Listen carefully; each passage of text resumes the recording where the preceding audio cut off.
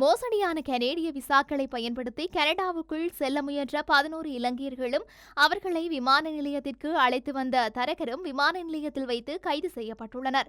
குறித்த நபர்கள் நேற்று மாலை கட்டுநாயக்க விமான நிலையத்தின் புறப்படும் முனையத்தில் குடிவரவு மற்றும் குடியகல்வுத்துறை அதிகாரிகளால் கைது செய்யப்பட்டுள்ளனர். சம்பவம் தொடர்பில் மேலும் தெரிய வருகையில், துபாய்க்கு புறப்படும் ஸ்ரீலங்கன் ஏர்லைன்ஸ் விமானத்தில் ஏறுவதற்காக அவர்கள் நேற்று மாலை 6:40 மணிக்கு கட்டுநாயக்க விமான நிலையத்தை வந்தடைந்தனர். அவர்கள் குறித்த விமானத்தில் துபாய் சென்று அங்கிருந்து கனடாவின் டொரண்டோ செல்ல திட்டமிட்டிருந்ததாக தெரிவிக்கப்படுகின்றது.